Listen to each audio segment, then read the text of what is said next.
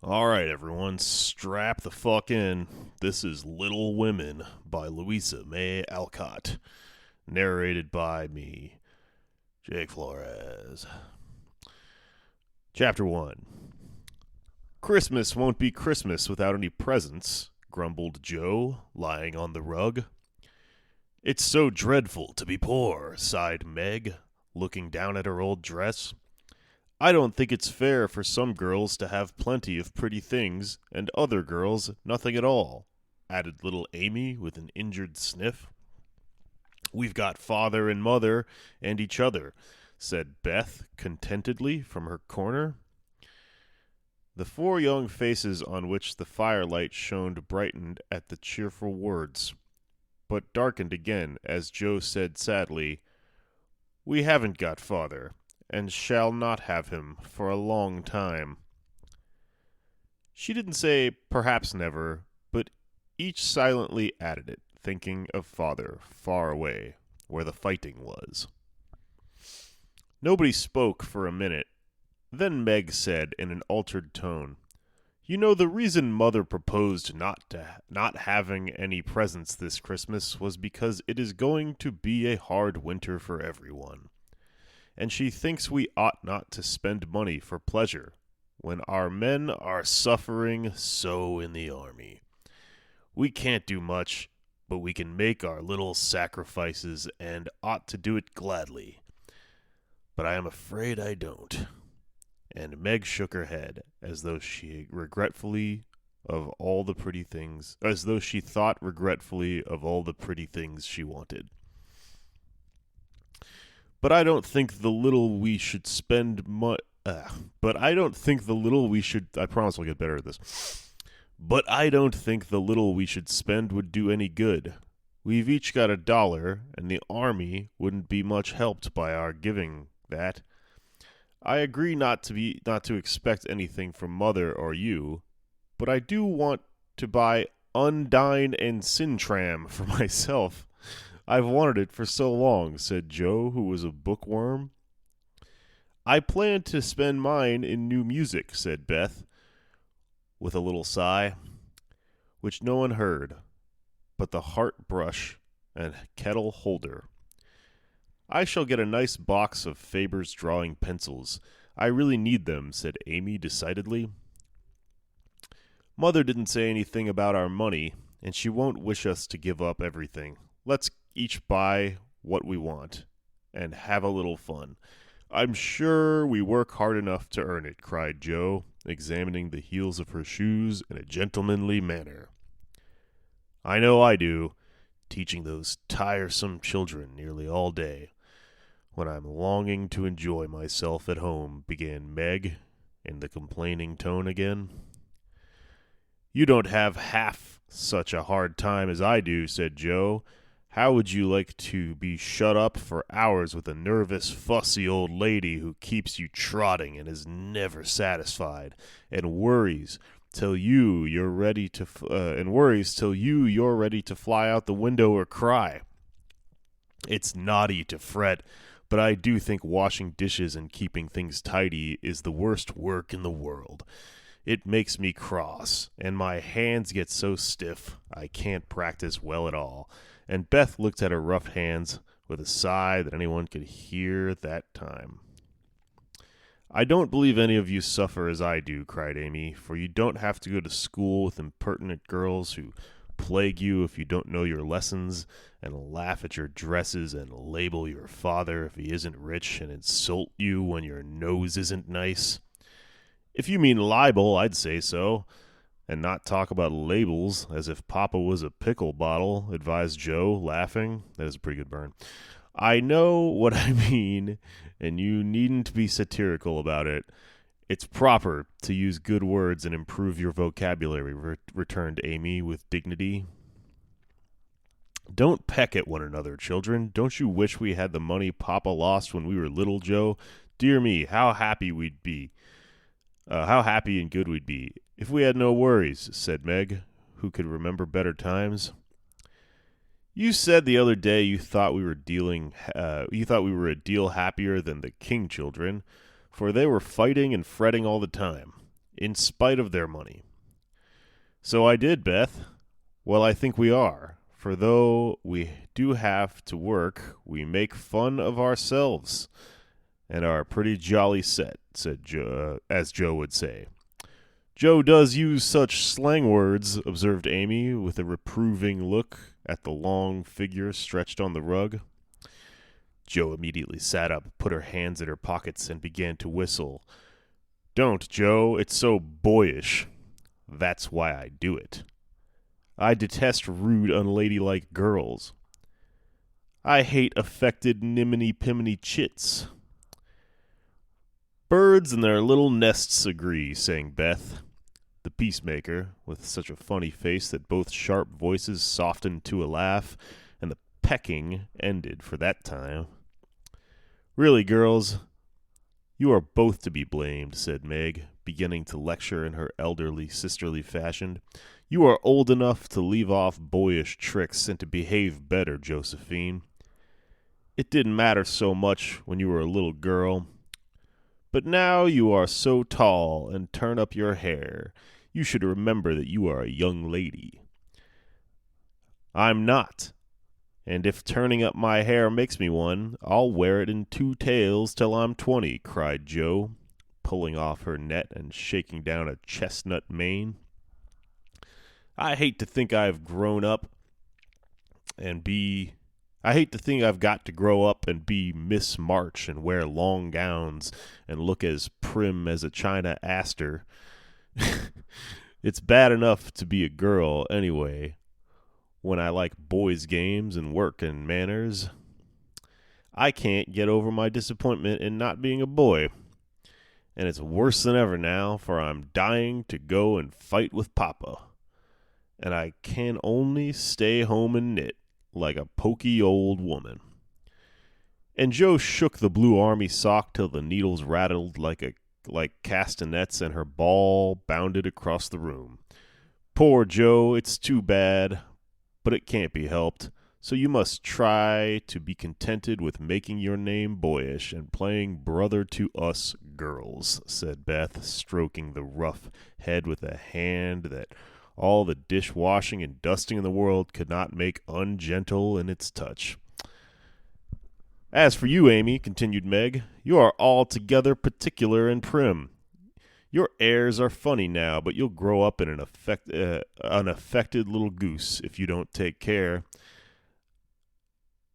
I like your nice manners and refined ways of speaking when you don't try to be elegant, but your absurd words are as bad as Joe's slang. If Joe is a tomboy and Amy a goose, what am I, please? Asked Beth, ready to share the lecture. You're a dear, and nothing else, answered Meg warmly, and no one contradicted her, for the mouse was the pet of the family. As young readers like to know how people look, we will take this moment to give them a little sketch of the 4 sisters who sat knitting in the twilight while the December snow fell quietly without, and the fire crackled cheerfully within. It was a comfortable room, though the carpet was faded and the furniture very plain. For a good picture or two hung on the walls, books filled the recesses, chrysanthemums and Christmas roses bloomed in the windows, and a pleasant atmosphere of home peace pervaded it. Margaret, the eldest of the 4, was 16, and very pretty, being plump and fair, with large eyes, plenty of soft brown hair, a sweet mouth, and white hands of which she was rather vain. 15-year-old Joe was very tall, thin, and brown, and reminded one of a colt, for she never seemed to know what to do with her long limbs, which were very much in her way. She had a decided mouth, a comical nose, and sharp gray eyes, which appeared to see everything, and were by turns fierce, funny, or thoughtful. Her long, thick hair was her one beauty, but it was usually bundled into a net to be out of her way. Round shoulders had Joe. Okay, I see what's happening here. Round shoulders had Joe, big hands and feet, a flyaway look to her clothes, and the uncomfortable appearance of a girl who was rapidly shooting up into a woman and didn't like it. Elizabeth, or Beth as everyone called her, was a rosy, smooth-haired, bright-eyed girl of 13 with a shy manner, a timid voice, and a peaceful expression which was seldom disturbed. Her father called her Little Miss Tranquility, and the name suited her excellently, for she seemed to live in a happy world of her own, only venturing out to meet the few whom she trusted and loved. Amy, though the youngest, was a most important person, in her own opinion at least. A regular snow maiden, with blue eyes and yellow hair curling on her shoulders, pale and slender, and always carrying herself like a young lady mindful of her manners. What the characters of the four sisters we will leave to be found out. The clock struck 6. Having swept up the hearth, Beth put a pair of slippers down to warm. Somehow the sight of the old shoes had a good effect upon the girls, for Mother was coming, and everyone brightened to welcome her. Meg stopped lecturing and lighted the lamp. Amy got out of the easy chair without being asked, and Joe forgot how tired she was and sat up to hold the slippers nearer to the blaze. They are quite worn out. Marmee must have a new pair. Marmee. I thought I'd get her some with my $1, said Beth. No, I shall, cried Amy. I'm the oldest, began Meg, but Joe cut in with a decided, I'm the man of the family now Papa is away, and I shall provide the slippers, for he told me to take special care of Mother while he was gone. I'll tell you what we'll do, said Beth. Let's each get her something for Christmas. Land? I think it says and not get anything for ourselves. It's a typo in this ebook. Let's each get her something for Christmas and not get anything for ourselves. That's like you, dear. What will we get? Exclaimed Joe.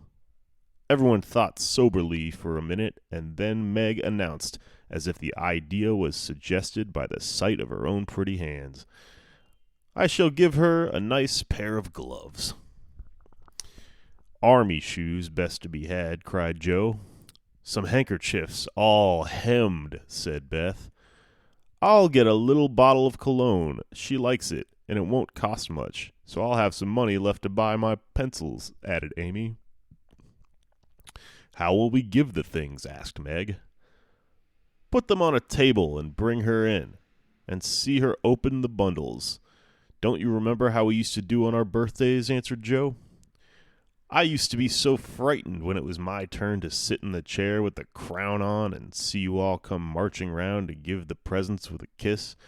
I liked the things and the kisses, but it was dreadful to have you sit looking at me while I opened the bundles, said Beth, who was toasting her face and the bread for tea at the same time. Damn. Let Marmee think we are getting things for ourselves, and then surprise her. We must go shopping tomorrow afternoon, Meg. There is so much to do about the play for Christmas night, said Joe, marching up and down with her hands behind her back and her nose in the air. I don't mean to act any more after this time. I'm getting too old for such things, observed Meg, who is as much a child as ever about dressing up frolics. You won't stop, I know. As long as you can trail around in a white gown with your hair down and wear gold paper jewelry, you are the best actress we've got, and there'll be an end of everything if you quit the boards, said Joe. We ought to rehearse tonight. Come here, Amy, and do the fainting scene, for you are as stiff as a poker in that. I see. I can't help it. I never saw anyone faint, and I don't choose to make myself all black and blue, tumble and flat as you do. If I if I can go down easy, I'll drop it. If I can't, I shall fall into a chair and be graceful. I don't care if Hugo does come at me with a pistol, returned Amy, who was not gifted with dramatic power, but was chosen because she was small enough to be borne out shrieking by the villain of the piece. Do it this way. Clasp your hands so, and stagger across the room, crying frantically, Rodrigo, save me, save me. And away went Joe, with a melodramatic scream which was truly thrilling. Amy followed, but she poked her hands out stiffly before her and jerked herself along as if she went by machinery, and her ow was more suggestive of pins being run into her than of fear and anguish. Joe gave a despairing groan, and Meg laughed outright, while Beth let her. She was watching the fun with interest. It's no use. Do the best you can when the time comes, and if the audience laughs, don't blame me. Come on, Meg. Then things went smoothly, for Don Pedro defied the world in a speech of 2 pages without a single break. Hagar, the witch, chanted an awful incantation over her kettle full of simmering toads with weird effect. Rodrigo rent his chains asunder manfully, and Hugo died in agonies of remorse and arsenic with a wild ha ha.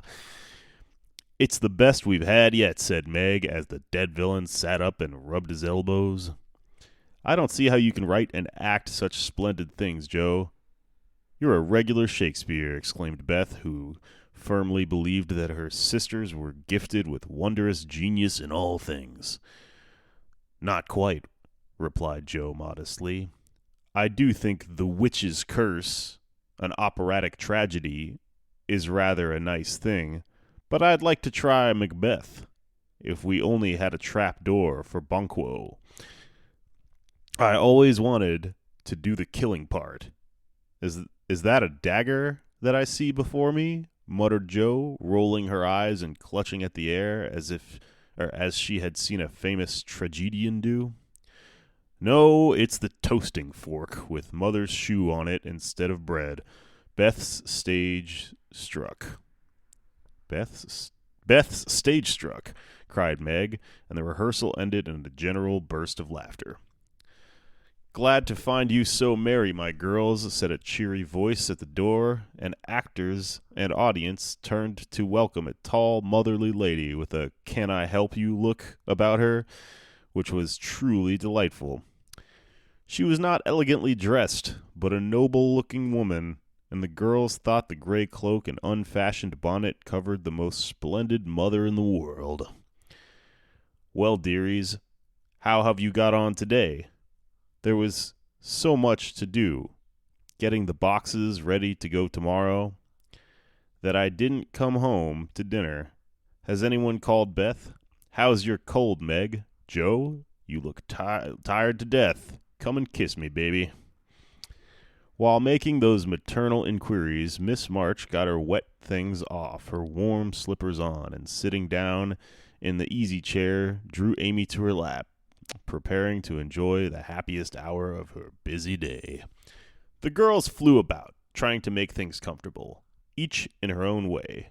Meg arranged the tea table. Joe brought wood and set chairs, dropping, overturning, and clattering everything she touched. Beth trotted to and fro between parlor kitchen, quiet and busy, while Amy gave directions to everyone as she sat with her hands folded. As they gathered around the table, Miss March said, with a particularly happy face, I've got a treat for you after supper. A quick, bright smile went round like a streak of sunshine. Beth clapped her hands, regardless of the biscuit she held, and Joe tossed up her napkin, crying, a letter, 3 cheers for father. Yes, a nice long letter, he is well. And he thinks he shall get through the cold season better than we feared. He sends all sorts of He sends all sorts of loving wishes for Christmas, and an especial message to you girls, said Miss March, patting her pockets as if she had got a treasure there.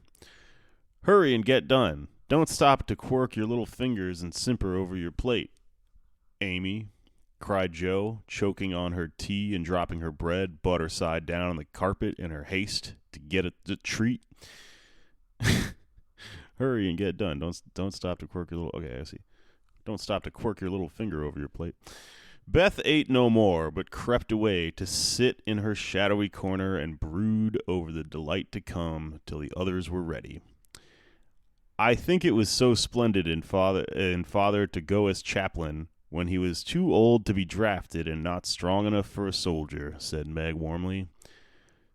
Don't I wish I could go as a drummer, a vivant, what's its name? Or a nurse, so I could be near him and help him, exclaimed Joe with a groan.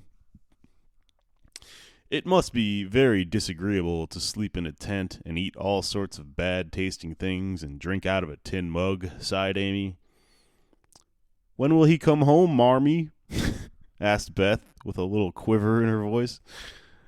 Not for many months, dear, unless he is sick.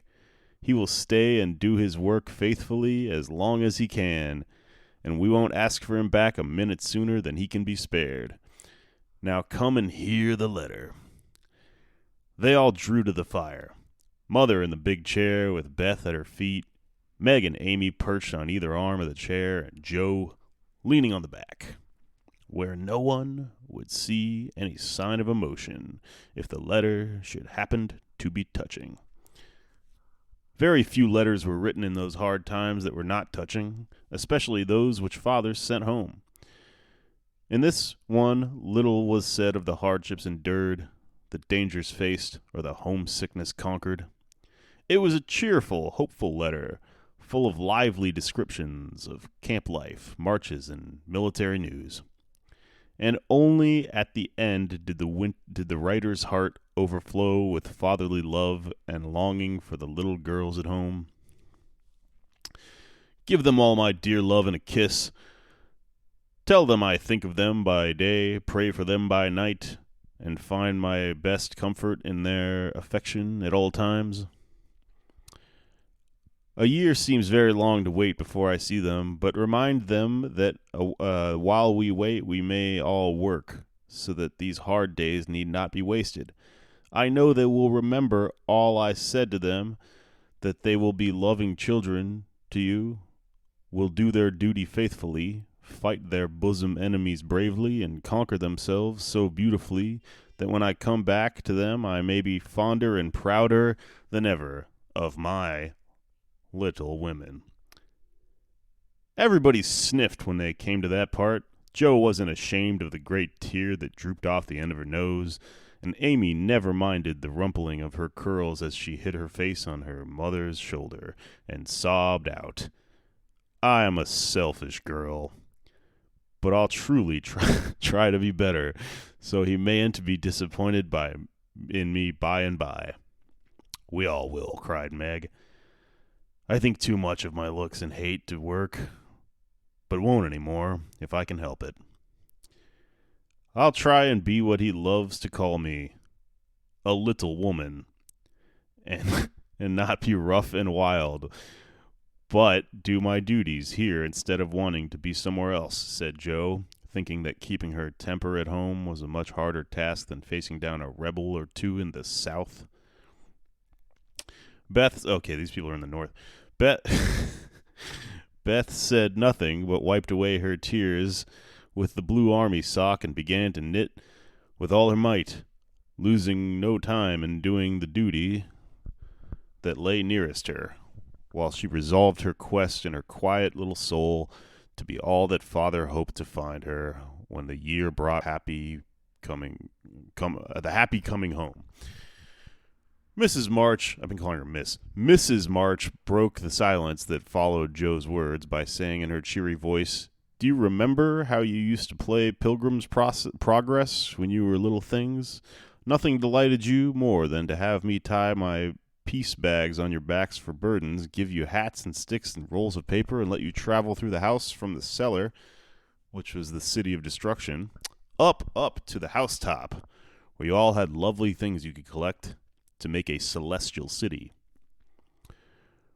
What fun it was, especially going by the lions, fighting Apollyon, and passing through the valley where the hobgoblins were, said Joe.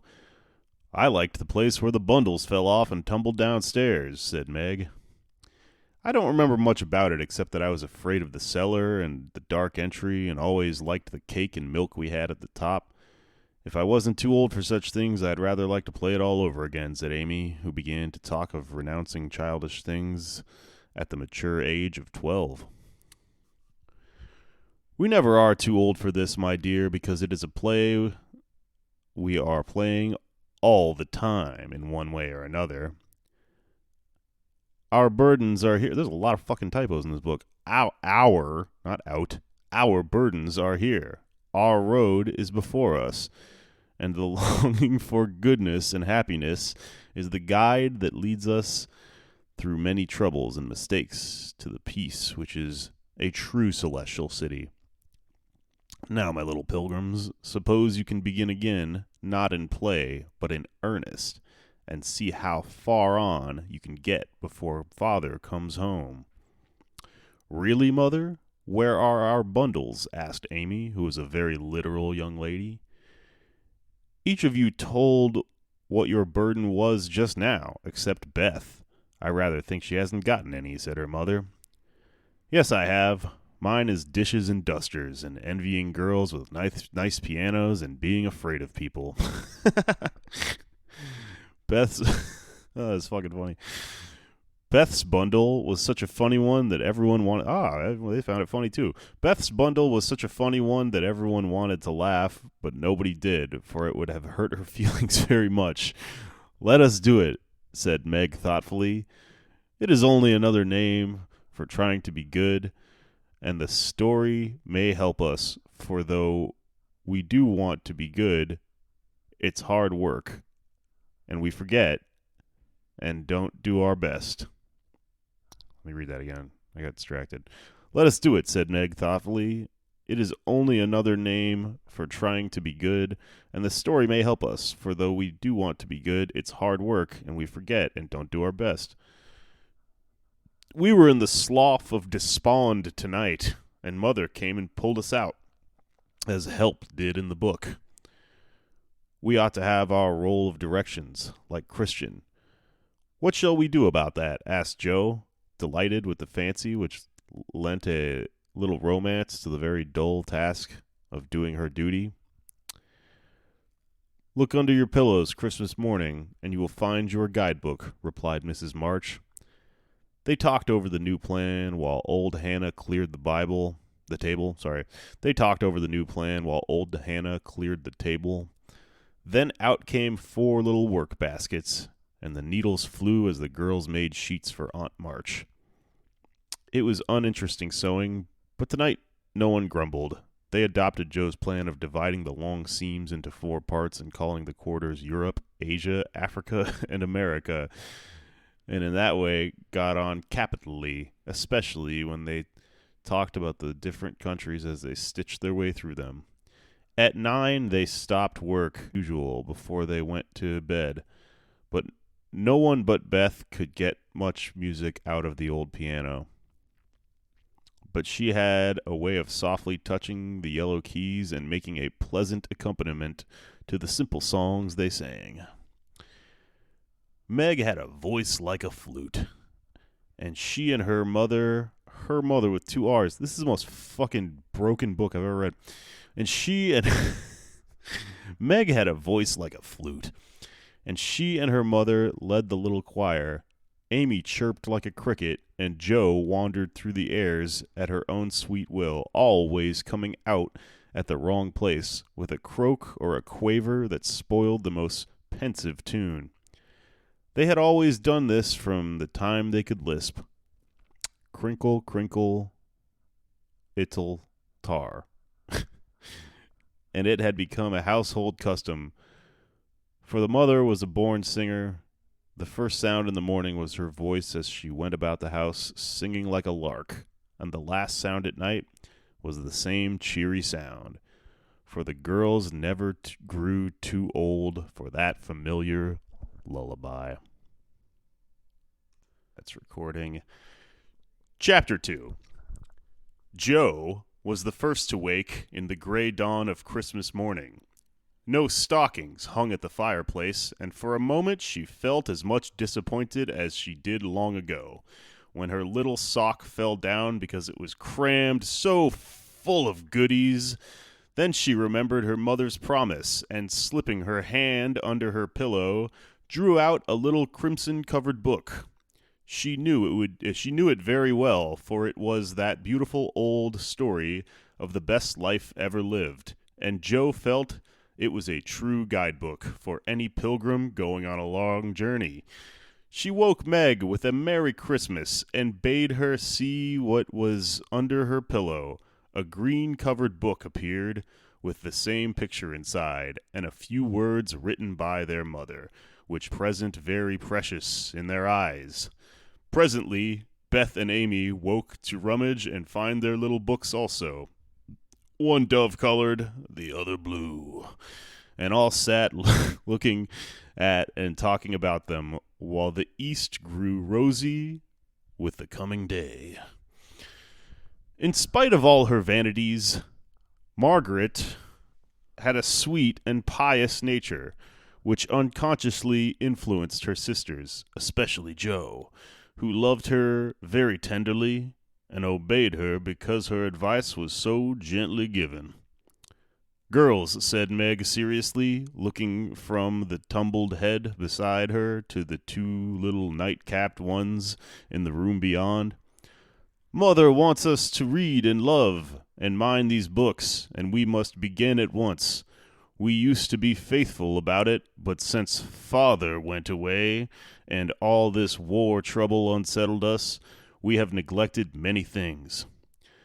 You can do as you please, but I shall keep my book on the table here and read a little every morning as soon as I wake, for I know it will do me good and help me through the day. Then she opened her new book and began to read. Joe put her arm around her, leaning cheek to cheek, read also, with the quiet expression so seldom seen on her restless face. How good Meg is! Come, Amy, let's do as they do. I'll help you with the hard words, and they explain things if we don't understand, whispered Beth, very much impressed by the pretty books and her sister's example. I'm glad mine is blue, said Amy, and then the rooms were very still while the pages were softly turned, and the winter sunshine crept in to touch the bright heads and serious faces with a Christmas greeting. Where is Mother? Asked Meg, and she and Joe ran down to thank her for their gifts half an hour later.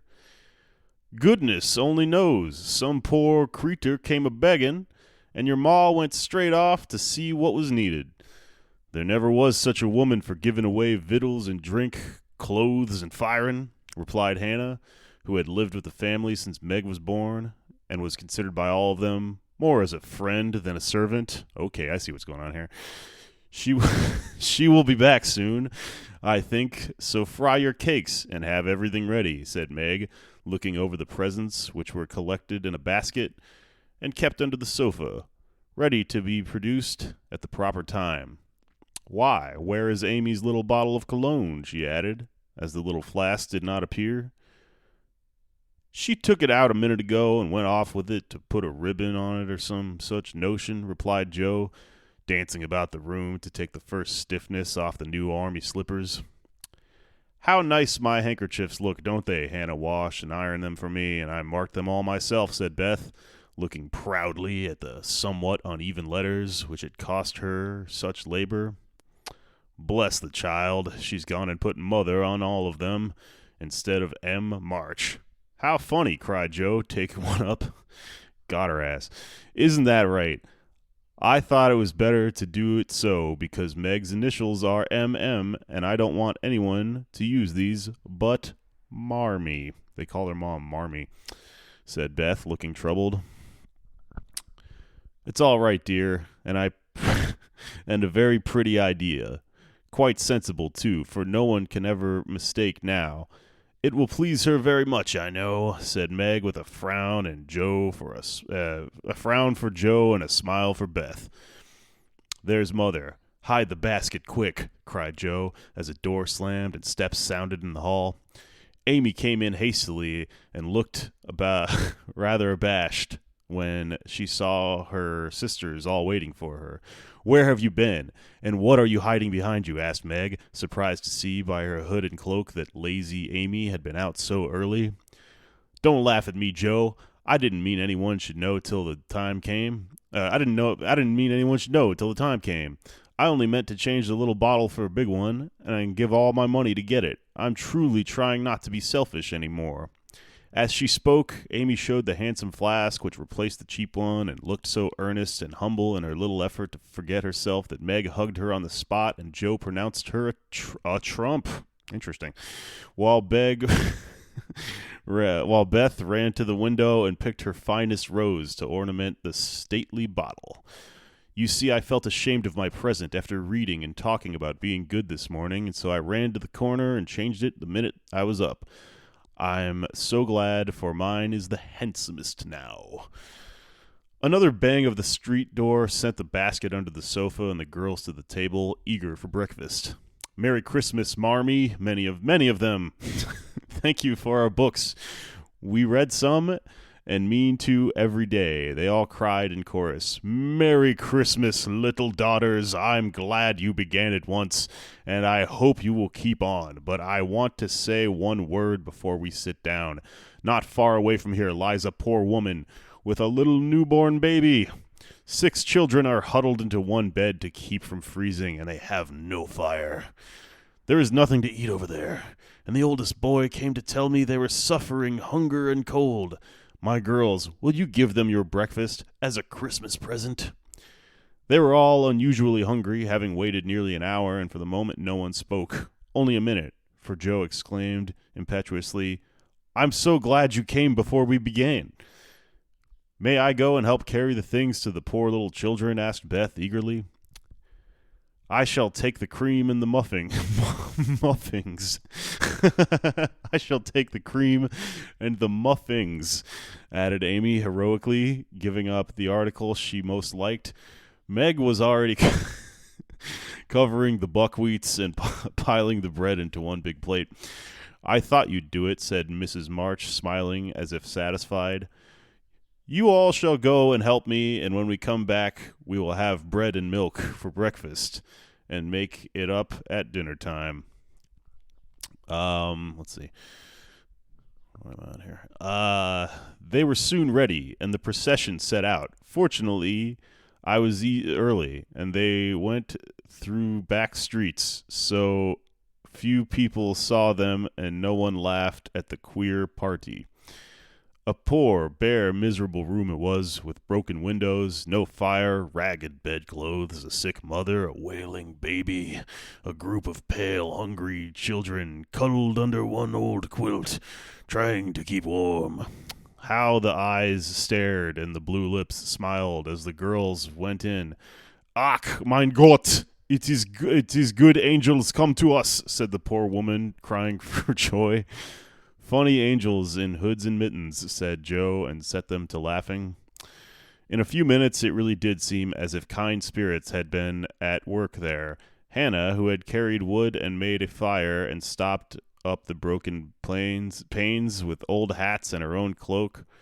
Mrs. March gave the mother tea and gruel, and comforted her with promises of help, while she dressed the little baby as tenderly as if it had been her own.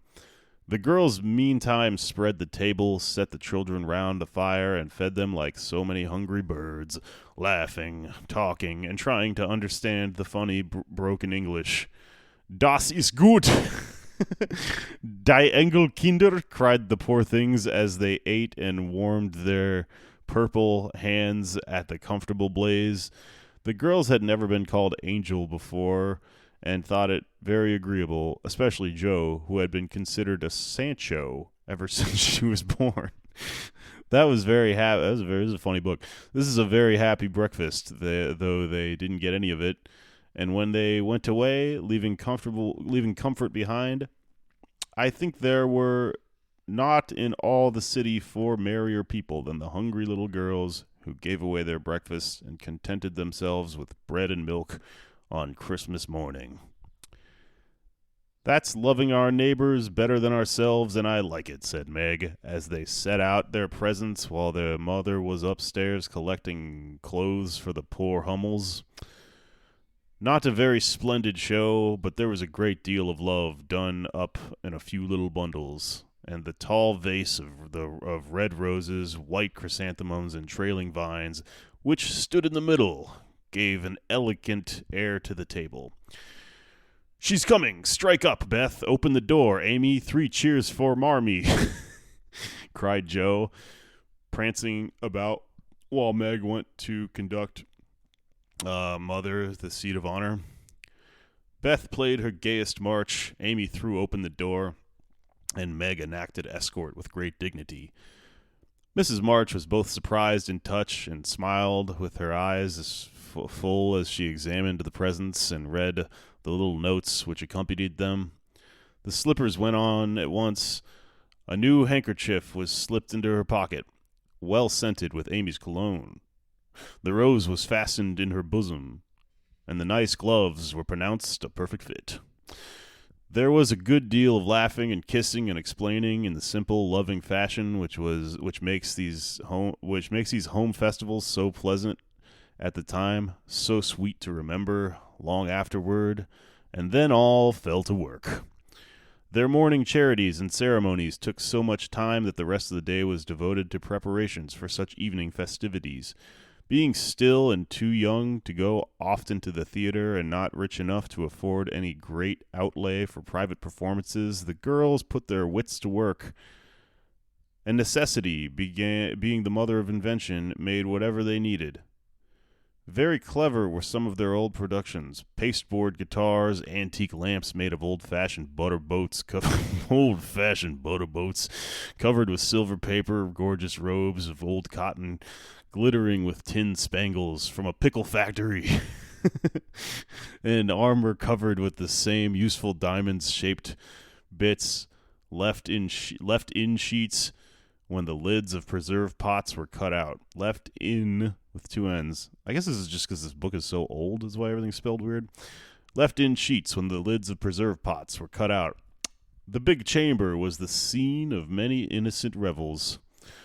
No gentlemen were admitted, so Jo played male parts to her heart's content and took immense satisfaction in a pair of russet leather boots given by her friend, who knew a lady who knew an actor.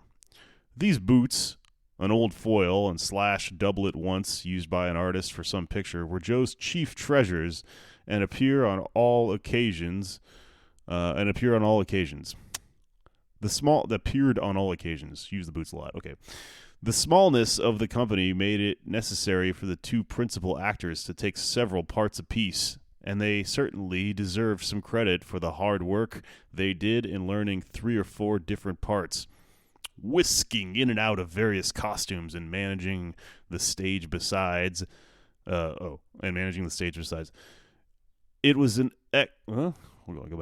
It was excellent drill for their memories, a harmless amusement, and employed many hours which otherwise would have been idle, lonely, or spent in less profitable society.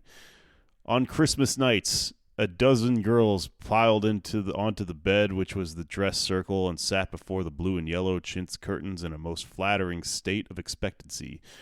There was a good deal of rustling and whispering behind the curtain, a trifle of lamp smoke, and an occasional giggle from Amy, who was apt to get hysterical in the excitement of the moment.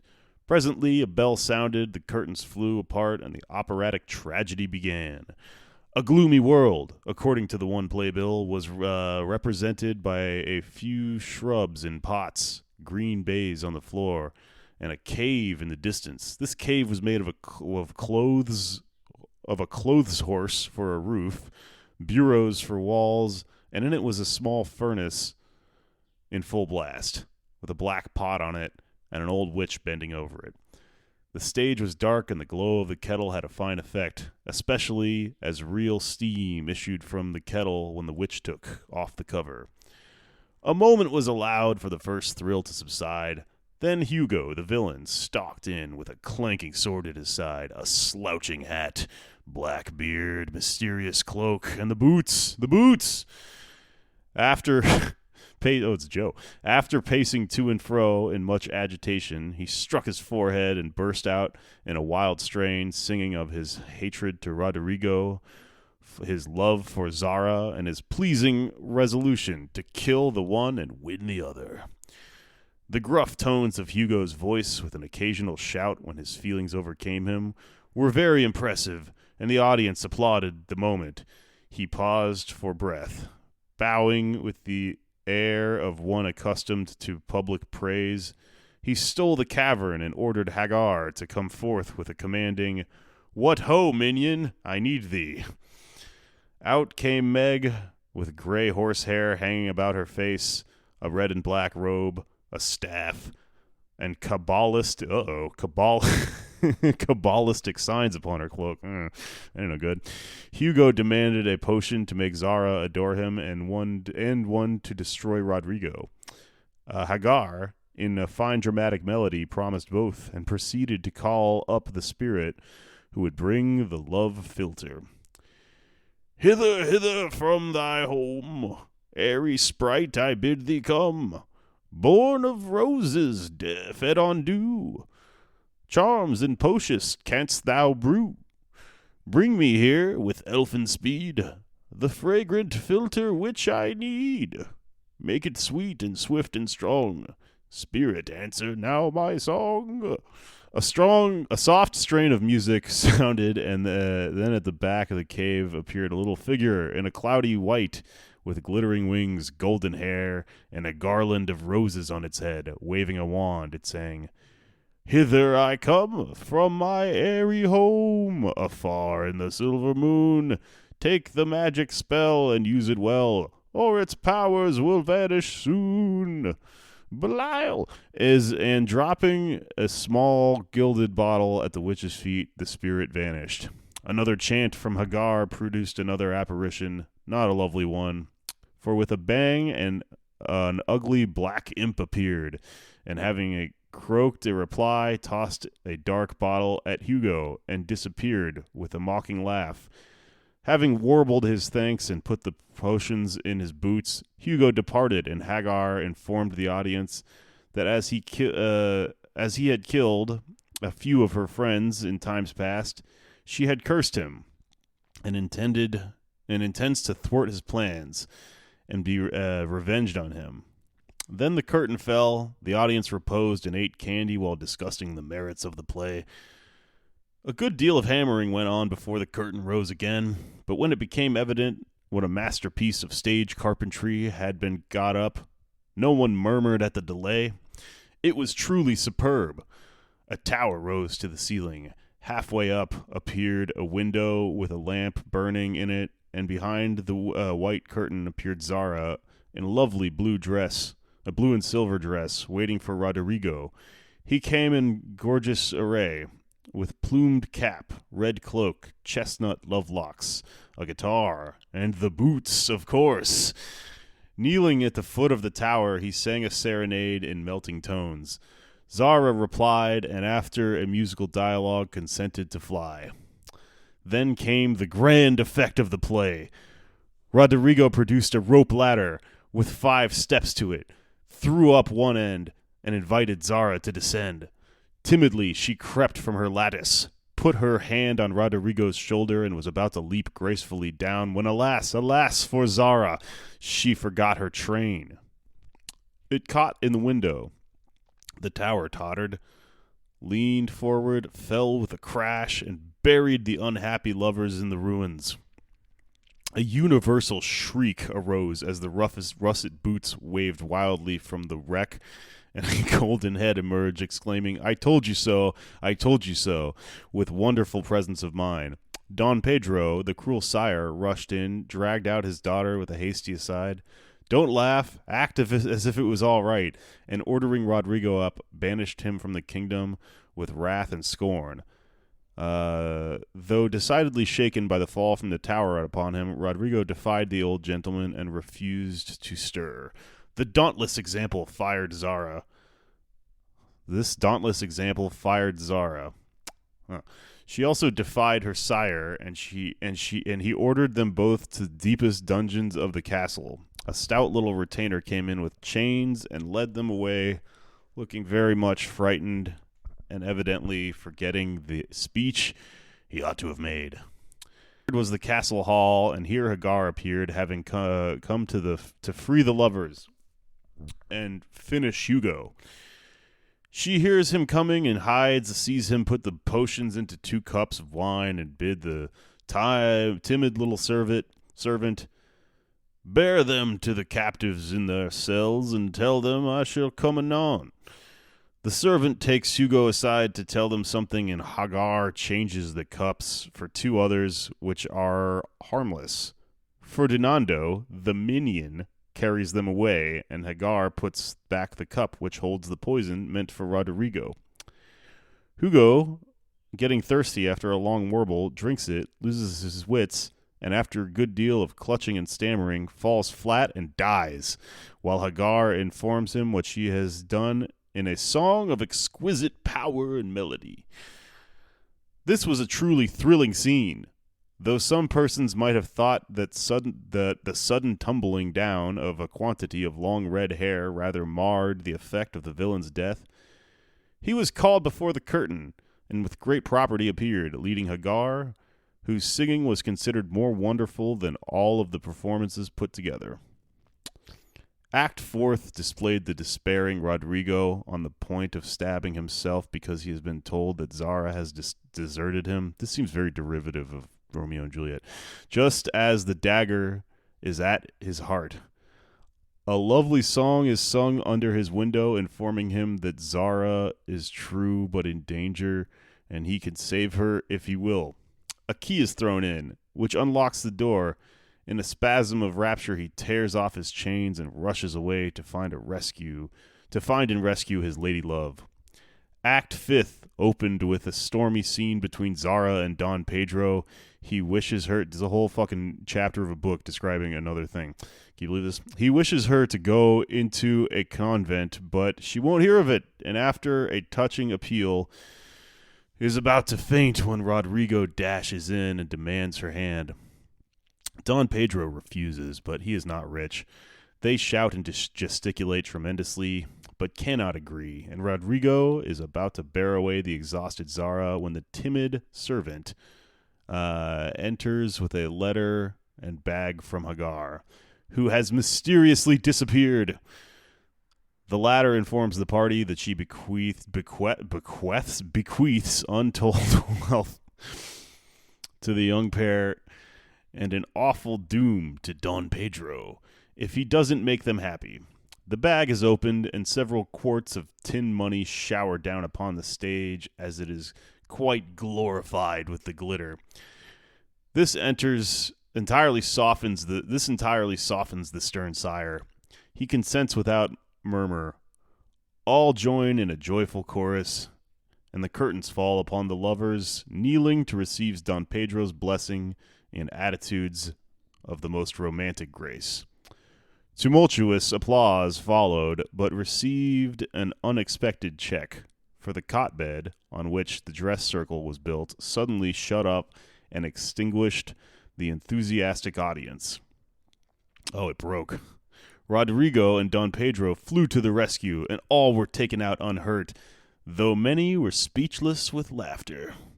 The excitement had hardly subsided when Hannah appeared with Mrs. March's compliments, and would the ladies walk down to supper? This was a surprise. You gotta be real careful with some of these old characters. This was a surprise even to the actors, and when they saw the table, they looked at one another in rapturous amazement. It was like Marmee to get up. It was like Marmee to get up a little treat for them, but anything so fine as this was unheard of since the departed days of plenty. There was ice cream, actually 2 dishes of it, pink and white, and cake and fruit, and distracting French bonbons, and in the middle of the table, 4 great bouquets of hothouse flowers. It quite took their breath away, and they stared first at the table and then at their mother, who looked as if she enjoyed it immensely. "Is it fairies?" asked Amy. "Santa Claus," said Beth. "Mother did it," and Meg smiled her sweetest, in spite of her gray beard and white eyebrows. Meg's a teenager? Okay, and Aunt March had a good fit and sent the supper, cried Joe with sudden inspiration. "All wrong.